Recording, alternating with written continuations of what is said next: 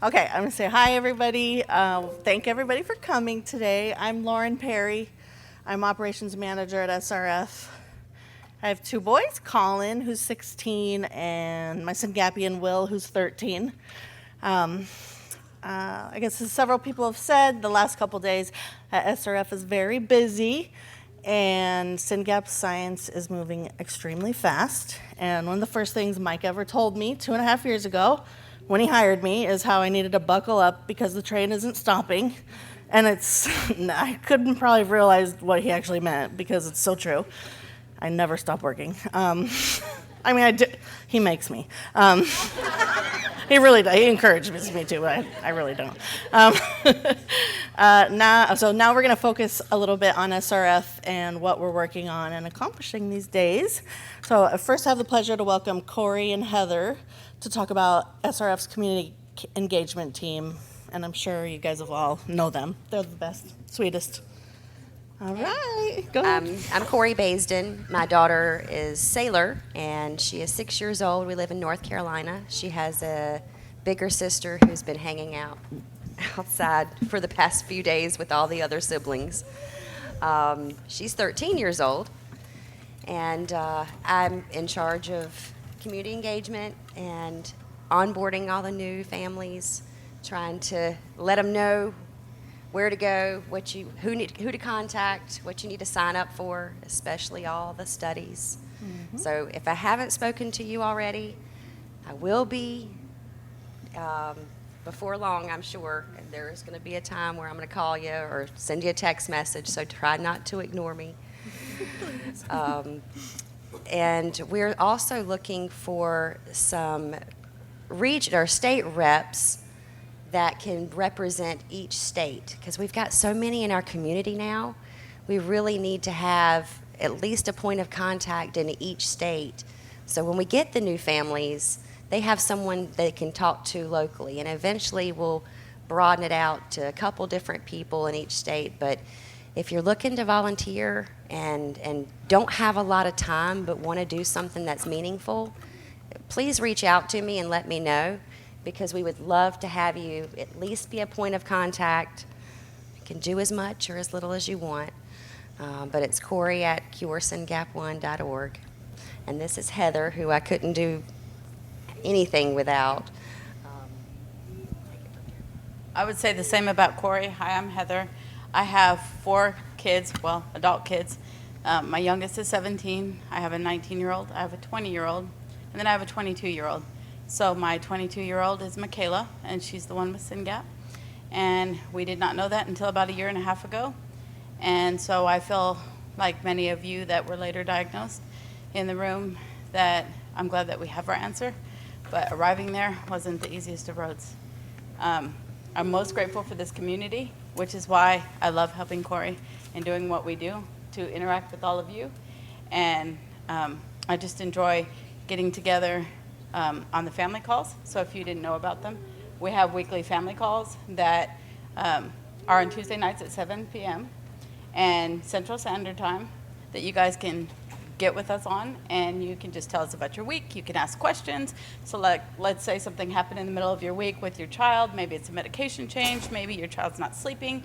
Maybe you need to just hang out with other parents. You could totally get on there and talk to us. Don't worry if your mic or your camera's not on or your kids are being loud in the background. I've literally had a phone thrown at my head and Michaela take her shirt off in the middle of the calls. Corey like, can testify to that. So I want you to know that, like, we understand, we are here for you. So Corey gets you in, and then I'm here when you finally get in, and I'm here to support you. So know that you have that resource. And I wouldn't advise going it alone. I did that for so long and thought that, you know, it was me and my daughter against the world, and that's a very lonely place to be, and then you miss out on all of this. So I would implore you to take advantage of that call. There's also a sibling call that is the first Thursday of every month at 7 p.m. That's newer. We don't have a lot of siblings on there. The siblings aren't necessarily in here. We might now. But we may. They've all become friends. So, but if you have siblings, any age, get them on there. We have breakout rooms. They can get on there. And then lastly, we have a monthly meeting That is a special topic. So we asked the community, what do you guys want to hear about this month? You guys tell us. And then we have a special Zoom meeting on that topic. So again, we are here for you, and I'm glad to be here and glad to meet all of you. And please don't hesitate to reach out if you need us. Nice. Thank you. Thanks, guys. Yeah, thank you. Jackie's next again. Lucky us. Yeah. She's going to talk about advocacy. Are my slides available? They're up? Okay. Do I have a clicker? Oh, here it is. Is it this? Okay. Get out of here. I can't see it here, so, okay. Well, I'm going to actually step off stage because I can't see my slides from over here. But, so yeah, I'm going to talk a little bit about advocacy and also how you can get involved, but a lot of what it is. And the reason that I did this slide today is because last year, and I can't remember who it was, so come up to me afterwards if this is you, but one of the families after last year's speech on behaviors came up to me and she said that she wished she could do what I was doing, and she was jealous of my platform. And I want you to know that that stuck with me all year. It really has changed a lot of how I do things, because it really caught me off guard, because I'm like, my platform, for every email that gets answered, there's like 30 that aren't. And I realized that there's kind of a difference in what advocacy looks like versus what it might be. And so there is a difference between complaining and advocating. Complaining is problem focused, but advocating is solution focused. As an advocate, you are a problem solver. You connect dots. So this is one example of a problem. The emergency department visits escalated crisis events by requiring a psychiatric hold and evaluation for self-harm, which actually was self-injury, despite parent and provider attempting to state patients' unique needs. This is a real bad problem, and I was very justified to be angry about it and complain about it, and it could have stopped there. But the solution actually was IDD-specific emergency department stabilization protocols that have officially and formally been adopted by multiple hospitals across our state now. But this is what everybody sees, right? We're all over the news, all the media stations picking us up. This is part of it, and which is good for SRF. Anytime you have press, SRF wants to know, they want to help you with that, get in contact with Ed, because those backlinks all go to the site. But this is actually what advocacy really is. Once I'm on the media and I'm being interviewed and things like that, that's the very tip of advocacy. Advocacy is really below the iceberg. It's what's underneath, and it's often dark down there, and you're navigating things, and sometimes it's pretty lonely, but it's a lot of research, it's engagement, and it's networking. So this is kind of the elements of advocacy. We do need you to tell your story, even if it just feels like complaining right now. We need you to tell your story. Just like I talked about a few minutes ago, the silence is how we got to these problems right now. So we want you to tell your story. There are multiple ways to do that. Jo Ashline is an amazing writer, right? So she's obviously going to be writing her story out and talking on, writing it out on Facebook and on her blog. But maybe you're not that comfortable with your writing. Maybe you have a cell phone with a camera and an Instagram account, and you can do photo stories, maybe you don't have words, videos, art projects, however you do it, tell your story. And research, get very good at research, Googling and federal law, state law, case law, other stories, other states, expand beyond SYNGAP, look at profound autism, look at related conditions, Angelman's and things like that. Then you engage other families, SRF, support groups, all these other kinds of things. You network, that's where you're talking with other disability organizations and state agencies. And then at the very end, after all that's done, is where the advocacy comes in, where you're talking with the news and your legislators and policymakers. It's a very small part of the whole process, though. I'm not going to read through these, but these are just some advocacy areas you might be interested in kind of niching down into. We all kind of go what touches our lives. the most in any given time, but there's education, there's services like Kathy was talking about earlier with HCVS waivers and the adult housing treatments. But education, services, and treatment are kind of the three key advocacy areas for us. And so the way you guys can get involved is just like Corey was saying, where we're going to be doing advocates across the state for family engagement. We're also going to be having one, or hopefully more, in each state on the advocacy side. And so that'll be through me, and I'm going to help train you on these different kinds of topics. But we realize like HCBS is so state specific. Even though it's mostly federal funded, it's so state specific. So it's just too broad and complex for me as an advocate to be able to manage for all of SRF. I need individual state helpers. And so if that's something that you're interested in, you don't have to have advocacy experience, but if you're interested in this and kind of want to work with us, we're going to put up a map. People in your state will be able to contact you, and these are the kinds of things that you'll be getting involved in: education, state services, and more. So, thanks. Thank you.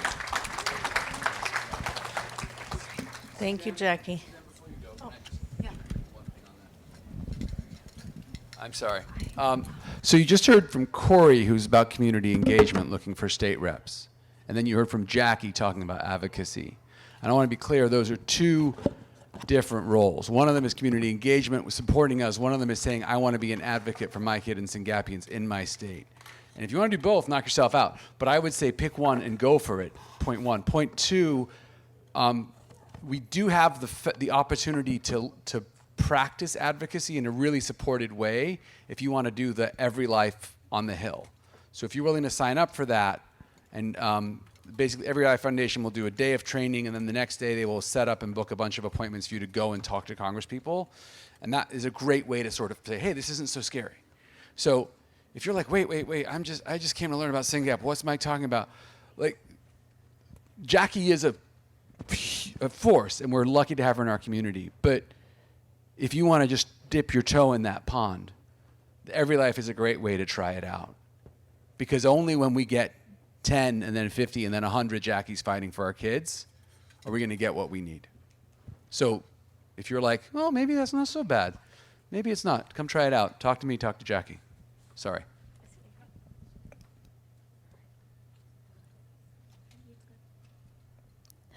Hi, guys.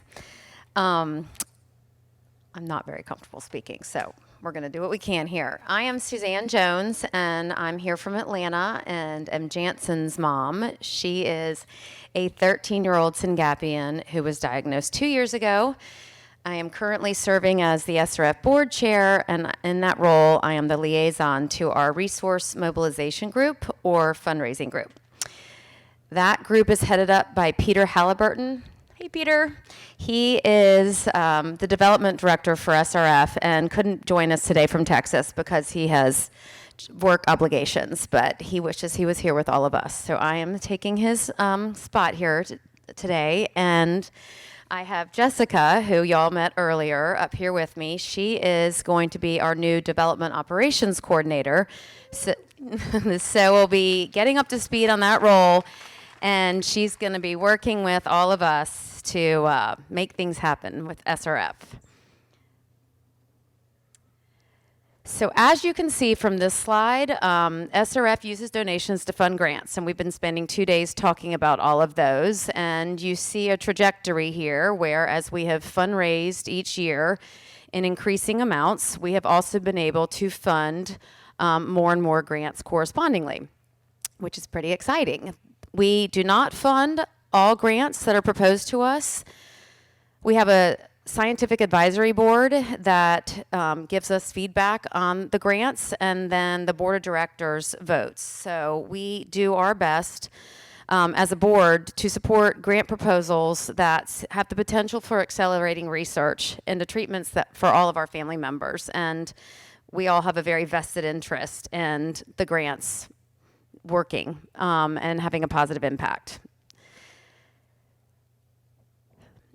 As you can see from this slide as well, if you look at 2023, our fundraising has slowed a bit. I think economic conditions play a role in that, but we think that reduced activism by SYNGAP1 families is also a factor. And so I'm going to be chatting with y'all about ideas for how we can all keep getting involved. There's so many different ways, and it takes a village. This is just a high-level roadmap of the grants, and Mike's touched on this already today, but the purpose of this slide here is just to remind y'all we have a lot going on. We've raised more than $5 million in 5 years, and that's so exciting, but it takes money. And something to note is that in 2023, we have funded more in grants than we've raised. And we were lucky to have some reserves from 2022 to allow for that, but we never want to be in a position where we can't fund different grants that we're interested in. This slide is just another reminder of the amazing first-class institutions that we partner with when we do provide grants to different research organizations. And just another plug for the fact that as your board, we do everything in our power to be good stewards of your funds, your friends and families, your coworkers, any funds that have been raised via your networks. And we're doing everything we can, like we've talked about over 2 days, to look into animal models, small molecules, gene therapies, biomarkers, patient data, and the like. So we've heard a lot about it, and I think it's exciting how much we've been able to do. And one of the things that we do to raise money is have events.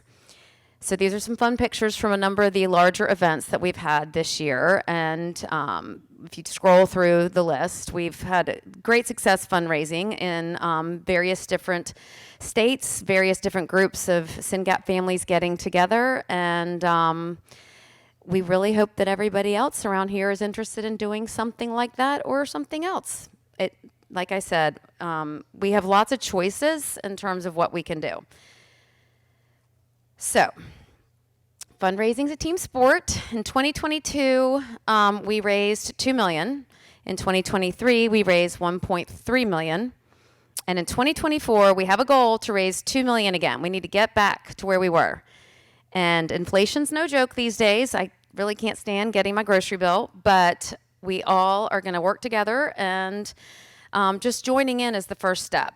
And it does seem daunting, I know, but we were thinking that even $1,500 per family works out to be a Starbucks cup of coffee a day. So we can all do this, despite it feeling intimidating. So some suggestions from us are to select a time frame to rally around and choose a monetary goal and just join in. And I know it can be intimidating, and people can just say no to you. That's okay. Many people have said no to me when I've asked for money. But at the same time, other people have truly amazed me with their hearts for service. So you don't know till you ask.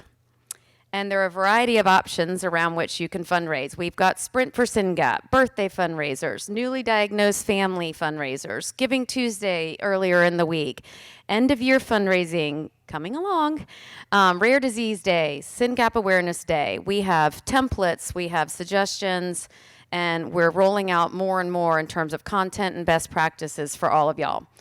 So, this is the good part. What can we do now? Even if we don't like fundraising, and even if we find it to be incredibly uncomfortable, which I actually really do, what I tell myself is if we aren't going to help our loved ones and advocate for them and try and raise money for SRF, then who is? And if we don't all push the needle for treatments, then who is? Mike likes to say time is brain, so I say the time to generate money is now. So we're going to try a little exercise. If everybody will please get out your phones, we are going to, whoops, are my slides backwards? I apologize. Shoot. Sorry, yes, I do want you to scan the code. Sorry, okay. There was a slide, I don't know why it's not showing up, but there was a slide with directions, I apologize. So everybody scan the code. This will be a little more difficult since our directions aren't on a slide. This isn't scanning. I'm going to do it with you so that.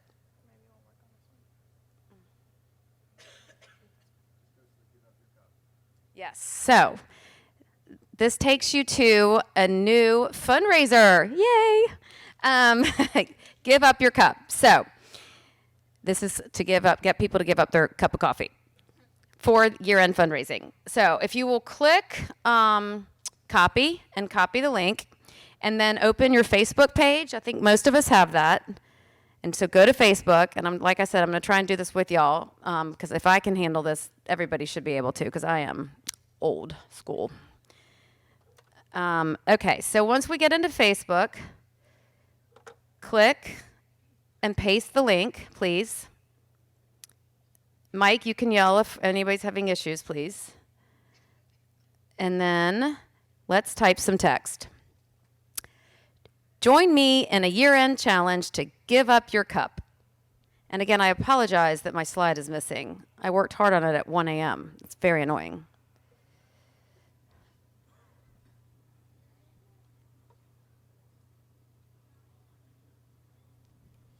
So, you type for me. All right, so join me in a year-end challenge to, quote, give up your cup.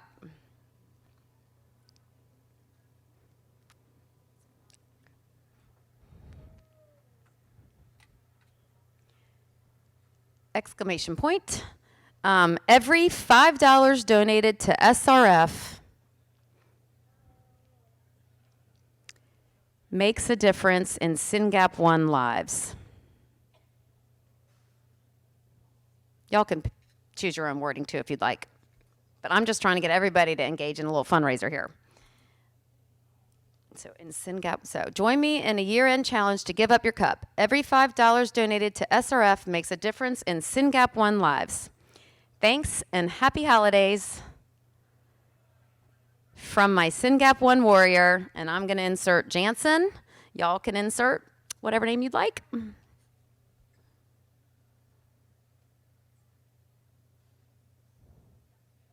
My SYNGAP1 warrior. Comma, and then Jansen.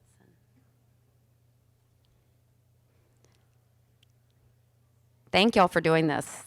And listen, if you don't get $1, that's okay. But some of you might get 100. We'll see. Okay. SEN. Yep. Thank you. For some reason, mine also included like a website for our fundraiser, and I'm just deleting that. So join me in a year-end challenge to give up your cup. Every $5 donated to SRF makes a difference in SYNGAP1 lives. Thanks and happy holidays from my SYNGAP warrior, Jansen. I did throw in a couple of our, colored hearts, and I, of course, said @Cure SYNGAP1 at the end. And now I am going to hit post. So thank y'all for doing that. If you could repeat that weekly, just for the next few weeks, let's see how we do.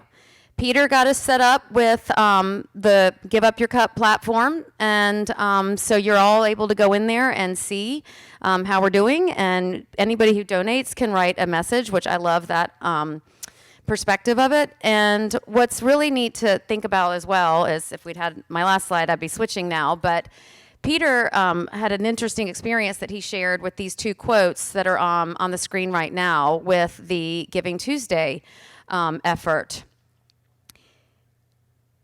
A coworker who he really doesn't know all that well contributed $100 to his Giving Tuesday request when he saw it on LinkedIn.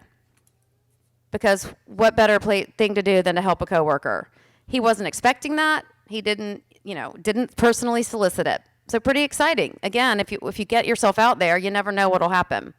And then somebody he's friends with on LinkedIn through some random connection also donated because she has empathy for families who are dealing with special needs situations.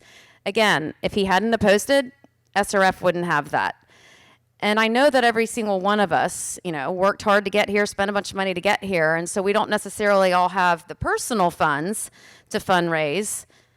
But that's why we need to try our best to tap into our networks. So, Suzanne, if I can just jump in, just since you've done this, $355. are you serious? Serious. Oh my gosh, that's so exciting. Thanks, Ed. Yay. Thank y'all so much. I mean, people can say no, people don't have to engage, but like anything we do is helpful. Spreading awareness is key. All we have to do is get ourselves out there. And I'm shaking right now, so it is uncomfortable and stressful, but then I look at my daughter and I say, I can do almost anything. So 605. oh my gosh, I love it. And there are different platforms, even though we just did this on Facebook because it was easy for me to get y'all through. LinkedIn, X or Twitter or whatever that thing is, Instagram, emails, word of mouth. My parents did an email campaign. Like there's so many different ways you can get involved on the fundraising side. And like you're hearing, like there are different ways you can get involved in the advocacy side or in the patient outreach side. There's just, join in because having this community and family is so meaningful and so helpful. And it's all about the kids.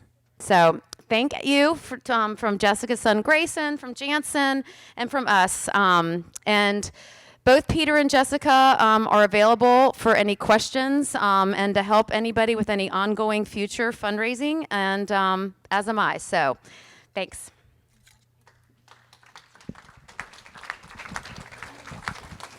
Hey, real quick, I forgot to mention this, but this is on everybody's table. I put this on here just as an example of what advocacy actually is. And you guys are free to take it home if you have kids that are in school. I highly recommend taking this. We have it available. Ed will get you the link. It is available for download to use. But this is an example of something we did earlier in the year for another person with SYNGAP on a specific case. They've been de-identified on this case. But this gives you an example of the research that goes into how we use this research that we get, that we were talking about yesterday, how we apply it in everyday life, like educational settings, and then advocate and successfully with the school districts. So take this with you. Thank you.